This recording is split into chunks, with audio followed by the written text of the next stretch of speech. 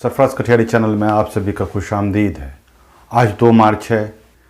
आज फिर मैं यूक्रेन और रशिया के वार के बीच में एक जो जियोपॉलिटिकल जो टसल चल रही है कि कौन किसके साथ है, कौन किसके चुनेगा, कौन न्यूट्रल रह सकता है, नहीं रह सकता है, इन चीज़ों पर एक टसल चल रही है। एक तरफ यूएस का खेमा है तो दूसरी तरफ चाइना, रशिया और कुछ लोग अपने आप को न्यूट्रल कहकर दोनों के साथ बैलेंस बनाने की कोशिश कर रहे हैं। इन सब के बीच एक रशिया चाइना का खेमा चाह रहा है कि ज़्यादा से ज़्यादा लोग न्यूट्रल हों, अगर खुलकर साथ रशिया का ना दे तो कम से कम न्यूट्रल जरूर हों। तो दूसरी तरफ वेस्टर्न और यूएस का खेमा चाह रहा है कि ज़्यादा से ज़्यादा कंट्रीज़ उसके साथ हों। इसके लिए जो न्यूट्रल कंट्रीज़ अपने आप को कह रही हैं, जो कि रशिया की निंदा नहीं कर रही हैं, उनको एक तरह तरह का दबाव डाल रहा है, जिसमें से इंडिया भी है, पाकिस्तान भी है और अरब के दीगर देशों के सरबराह के पास वेस्ट कंट्रीज़ के कॉल जा रहे हैं और उन पर एक तरह तरह के तबसरा हो रहे हैं। इसी बीच भारत की स्थिति भी एक बहुत पेचीदा मसले में फंस चुकी है। जैसा कि हम लोग जान रहे हैं कि भारत अपने आप को गुटनिरपेक्ष देश कहता था, मतलब नॉन अलाइन मूवमेंट का एक सरबराह रहा करता था। तो इसके कारण वो रशिया और यूएस के साथ दोनों कहीं ना कहीं जो बैलेंस बनाए हुए था। इसकी भी एक अलग कहानी है कि बैलेंस किस तरह से था, कितना था, यूएस को साथ छोड़ दिया था या नाम का मेंबर था, जिसके कारण उसे दोनों के साथ प्ले करने की आज़ादी थी। लेकिन तभी माना जाता था कि रूस के साथ ज़्यादा टिल्ट है। लेकिन ये अगर शुरुआत के दौर पे देखा जाए तो भारत दोनों से यूएस से भी बहुत बड़ी मात्रा में एड ले रहा था, चाहे फूड एड हो, चाहे इकोनॉमिक एड है। तो रशिया जो उस समय यूएसएसआर कहलाता तो उससे भी बहुत तरह के मिलिट्री असिस्टेंस और इंफ्रास्ट्रक्चर और टेक्नोलॉजी की एड ले रहा था। लेकिन आज की स्थिति एक अलग टाइप की आ गई है। तब की जियोपॉलिटिक्स में भारत को चाइना और पाकिस्तान को लेकर एक बैलेंस बनाने की कोशिश करनी थी। यूएस के साथ रहकर पाकिस्तान के साथ बैलेंस बना रहा था, तो दूसरी तरफ जब पाकिस्तान और इंडिया का मसला होता था तो रशिया खुल कर आता था। तो दूसरी तरफ यूएस पाकिस्तान के मुद्दे पे कहीं ना कहीं इनर्ट होता था, तो चीन के मसले पर भारत को एक मदद देता था, जिसके कारण भारत कहीं ना कहीं एक पॉजिटिव को एक बेनिफिट होता था, क्योंकि चीन के मसले पर रशिया थोड़ा सा इनर्ट होता था। जब उस समय भी माना जाता था, जब 62 के समय, कि भारत और चीन के बीच में चीन से यूएस का टकराव है तो रशिया का एक तरह से लगाव है। लेकिन जब 62 की जंग हुई तो चीन के खिलाफ रशिया ने भारत की मदद तो नहीं की, लेकिन न्यूट्रल रहा, जिसको चीन ने क्रिटिसाइज भी किया था कि आप कहते हैं क्या कि मैं ब्रदर हूं, से मैं आइडियोलॉजी हूं, तो क्यों नहीं आपने मदद किया। लेकिन ख्रुश्चेव की पॉलिसी थी और इसी पॉलिसी के तहत 1960 तक भारत चीन से बड़ा एड लेने वाला देश बन चुका था। तो दूसरी तरफ यूएस ने तब भारत की मदद की थी और एक ऐसा कहा जाता है कि केनेडी ने पाकिस्तान पर दबाव डाला था कि वो दूसरा मोर्चा ना खोल पाए। तब भी 2 मोर्चे और 2.5 मोर्चे की बातें होती थी, आज भी वही 2.5 मोर्चे की बातें हो रही है। आज भी दुनिया फिर उसी जियोपॉलिटिक्स में कहीं ना कहीं से उलझी हुई है। लेकिन 71 के बाद भारत जियोपॉलिटिक्स की बदलती हुई सिनेरियो के बाद पूरी तरह से रशिया की तरफ टिल्ट हो चुका था। लेकिन आज जो भारत की जो स्थिति है, 1950 के दशक में इंडिया सबकॉन्टिनेंट और चाइना, पाकिस्तान, चीन, इन सब को एक टसल और एक जो पॉलिटिकल गेम चल रहा था, आज फिर से ये सब सारी पावर एक उभर कर आ रही है। तो भारत का जहाँ तक देखा जाए तो भारत का रशिया से भी एक बहुत अच्छा मिलिट्री टर्म्स है। भारत के लगभग 70% आर्म्स आज भी भारत रशिया से आ रहे हैं। तो वहीं वेस्ट के कई एलाई, फ्रांस के साथ राफेल डील हो रही है, तो इसराइल के साथ भी कई तरह की डीलें हो रही है, यूएस के साथ भी कई तरह की डीलें हो रही है। तो मतलब आर्म्स में दोनों तरफ से आ रही है चीज़ें। तो एक तरफ जहाँ पर अगर Bharat Bharat BRICS, Shanghai corporation और रिक का मेंबर है। रिक और ब्रिक बेसिकली एक ही तरह का चीज़ है। ब्रिक में भी इंडिया, चाइना और रशिया आते हैं, तो वही ब्रिक्स में इंडिया, चाइना, रशिया के साथ साथ साउथ अफ्रीका और ब्राज़ील भी आते हैं, जो कि इसमें कहीं ना कहीं गौन हुए हैं। साउथ अफ्रीका अपना जो पॉलिटिकल जो मोमेंटम था वो कहीं ना कहीं लूज कर चुका है। ब्राज़ील भी अलग तरह के पॉलिटिकल सिचुएशंस में मुब्तला है, जिसके कारण वो भी कहीं ना कहीं एक सीन से गायब हो चुका है। तो इसलिए ब्रिक्स और रिक लगभग एक ही तरह की चीज़ें हैं। तो लेकिन संघाई कॉरपोरेशन में भी भारत एक मेंबर है। तो दूसरी तरफ यूएस के साथ भारत क्वाड का मेंबर है। भारत का 2+2 का जो रिलेशंस है वो रशिया के साथ भी है और क्वाड के बाकी मेंबरों के साथ है, मतलब ऑस्ट्रेलिया, जापान और यूएस के साथ भी है। तो उसके साथ यूएस के साथ इंडिया कई तरह के डील्स भी की हुई, जिसमें लेमुआ, कॉमकास्ट, अबेका और भी तरह तरह की डीलें हैं। तो मतलब भारत के संबंध दोनों से हैं और दोनों दबाव दे रहा है। यूएस की तरफ से दबाव आ रहा है क्या कि आप अपने स्टैंड को क्लियर कीजिए, लेकिन एक डिप्लोमेटिक तौर पे नेट प्राइस ने कहा कि भारत की मैं जान रहा हूं कि दोनों से प्ले करता है और भारत हमारी मदद के साथ एलाइज मजबूत है और हमारी मदद करेगी। तो रशिया ने कहा, जब भारत ने अब्सटेन किया वोटिंग से जिस पर रशिया ने वीटो किया था, तो रशिया ने इसको प्रेज किया कि भारत ने हमारा मदद किया, क्योंकि अब्सटेंट रहने का मतलब होता है कि आपने क्रिटिसाइज नहीं किया। क्रिटिसाइज का मतलब नहीं करने का मतलब होता है कि आपने कहीं ना कहीं रशिया का स्टैंड को सपोर्ट किया। तो इन सब के बीच में भारत की स्थिति टकराव की में आ गई है।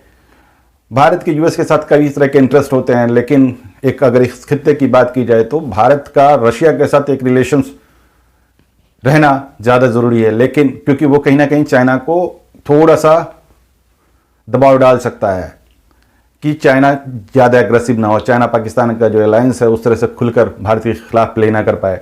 तो दूसरी तरफ रशिया यूएस के साथ जाने से भारत को आज की डेट में अगर चाइना और पाकिस्तान के खिलाफ कुछ महाज खुलता है तो यूएस समर्थन कर सकता है, एटलीस्ट आर्म्स और अलग तरह के चीज़ों से, क्योंकि यूएस का जो वेस्टर्न एलाइज है आज दुनिया की सबसे बड़ी ग्लोबल पावर है।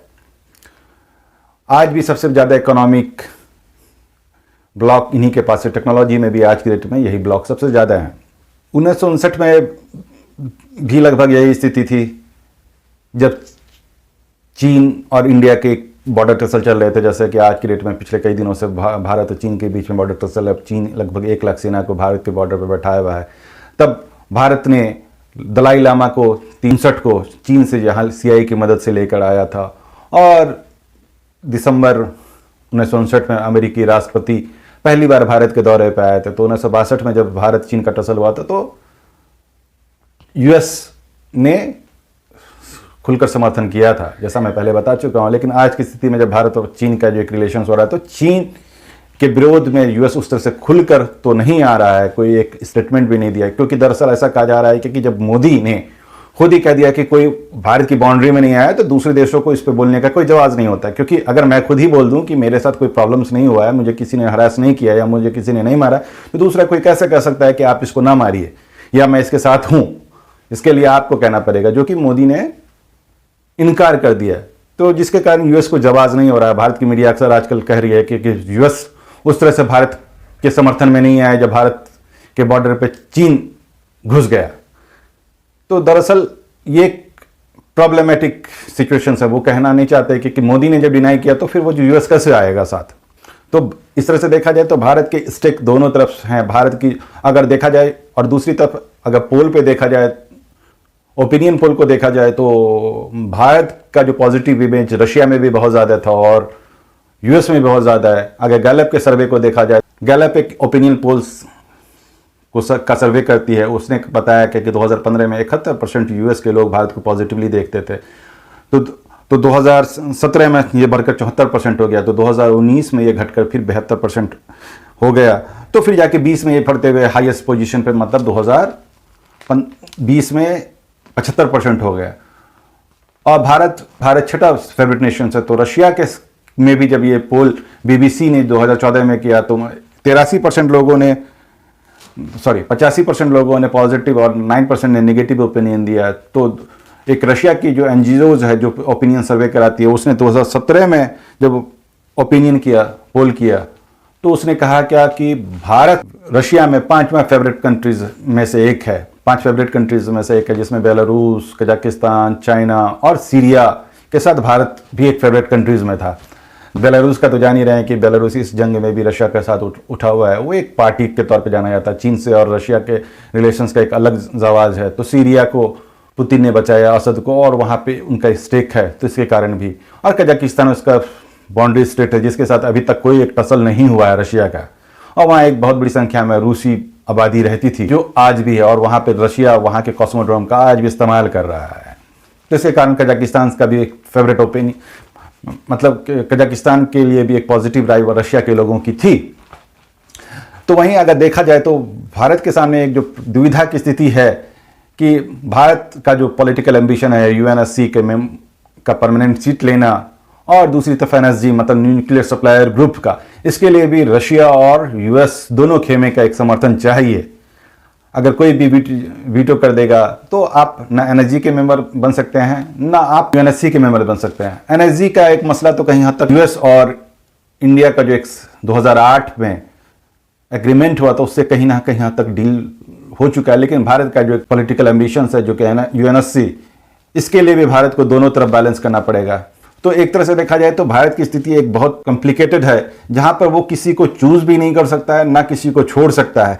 लेकिन अगर देखा जाए आज के सिनेरियो में मेरे अनुसार तो भारत को पॉलिटिकल एम्बिशंस या चीन के थ्रेट को न्यूट्रलाइज करने के लिए यूएस के खेमे की तरफ जाना ज़्यादा पॉजिटिव है। लेकिन यूएस के साथ जाने के भी कुछ रिस्क हैं। वो रिस्क है क्योंकि यूएन में फिर आपका जो एक रशिया और जो चाइना का धड़ा पूरी तरह से आपके खिलाफ हो जाएगा, और दूसरी तरफ यूएस दूसरे देशों के इंटरनल अफेयर्स में मुदाखलत करते हैं, ह्यूमन राइट्स के इशूज़ पर और तरह तरह के इशूज़ पर मुदाखलत करते हैं, जबकि रशिया उस तरह से कोई बहुत ज़्यादा इंटरफेरेंस नहीं करता है।